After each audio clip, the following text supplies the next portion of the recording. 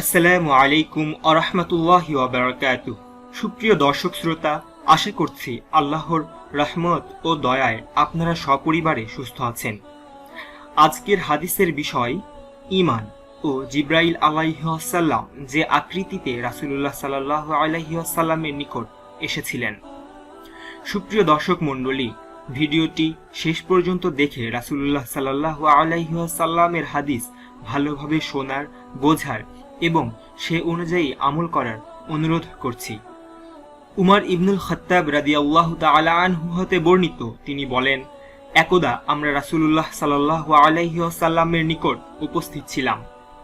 এমন সময় জনৈক ব্যক্তি আমাদের নিকট আত্মপ্রকাশ করলেন। ধবধবে সাদা তার পোশাক, চুল তার কুচকুচে কালো, না ছিল তার মধ্যে সফর করে আসার কোনো চিহ্ন, আর না আমাদের কেউ তাকে চিনতে পেরেছেন। তিনি এসেই নবী সাল্লাল্লাহু আলাইহি ওয়াসাল্লামের নিকট বসে পড়লেন। নবী সাল্লাল্লাহু আলাইহি ওয়াসাল্লামের হাঁটুর সাথে তার হাঁটু মিলিয়ে দিলেন।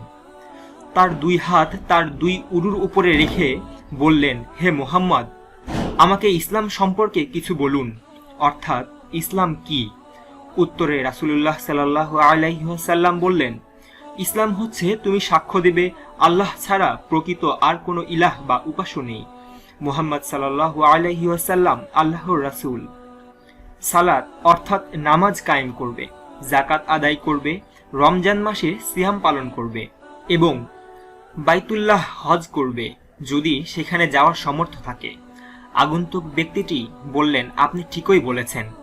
হযরত উমর রাদিয়াল্লাহু তাআলা আনহু বলেন, আমরা আশ্চর্যান্বিত হয়ে দেখছিলাম।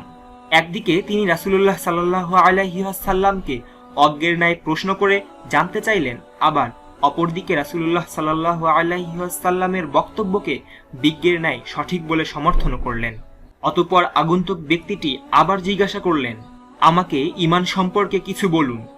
রাসূলুল্লাহ সাল্লাল্লাহু আলাইহি ওয়াসাল্লাম উত্তর দিলেন, ঈমান হচ্ছে আল্লাহ তাআলা, তার ফেরেশতাগণ, তার কিতাবসমূহ, তার রাসূলগণ এবং পরকালকে সত্য বলে বিশ্বাস করা।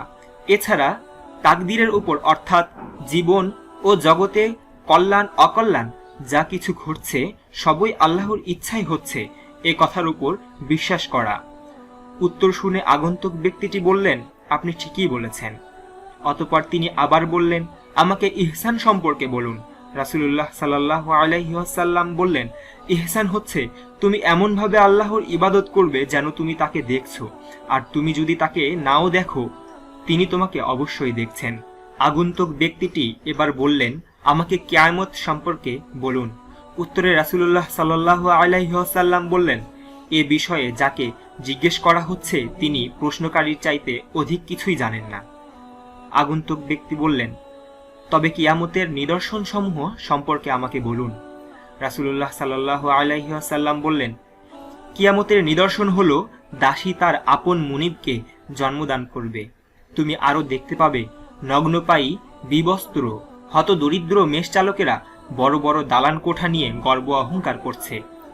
উমর রাদিয়াল্লাহু তাআলা আনহু বললেন, অতঃপর আগন্তুক ব্যক্তি চলে গেলে আমি কিছুক্ষণ সেখানেই অবস্থান করলাম। রাসূলুল্লাহ সাল্লাল্লাহু আলাইহি ওয়াসাল্লাম আমাকে বললেন, হে উমর, প্রশ্নকারী আগন্তুককে চিনতে পেরেছো? উমর রাদিয়াল্লাহু তাআলা আনহু বলেন, আমি বললাম, আল্লাহ ও তার রাসূল সাল্লাল্লাহু আলাইহি ওয়াসাল্লাম ভালো জানেন।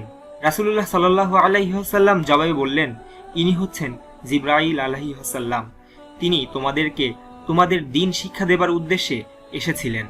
আবু হুরায়রা রাদিয়াল্লাহু তাআলা আনহু হতেও সামান্য শাব্দিক পরিবর্তনে হাদিসটি বর্ণিত হয়েছে। তা হচ্ছে, যখন নগ্নপায়ী, বিবস্ত্র এবং বধিরগণ অর্থাৎ অযোগ্য লোকদেরকে দেশের রাজা বা শাসক হতে দেখবে। যে পাঁচটি বিষয় কিয়ামতের আলামতের অন্তর্গত, যা আল্লাহ ছাড়া আর কেউ জানেন না। তারপর রাসূলুল্লাহ সাল্লাল্লাহু আলাইহি ওয়াসাল্লাম প্রমাণ হিসাবে সূরা লুকমান এর 34 নম্বর আয়াতটি তেলাওয়াত করলেন। আল্লাহই কিয়ামত সম্পর্কে ভালো জানেন, কবে তা সংঘটিত হবে, কিভাবে হবে, বৃষ্টি তিনিই বর্ষণ করে থাকেন। প্রিয় ভাইরা, আমরা এই হাদিস থেকে ইসলাম, ঈমান, ইহসান ও কিয়ামতের দুটি নিদর্শন জানতে পারলাম। আল্লাহ আমাদের হাদিস অনুযায়ী আমল করার তৌফিক দান করুন। আমিন। পরবর্তী ভিডিও দেখার অনুরোধ করে এখানেই বিদায় নিচ্ছি। আসসালামু আলাইকুম ওয়া রাহমাতুল্লাহি ওয়া বারাকাতুহু।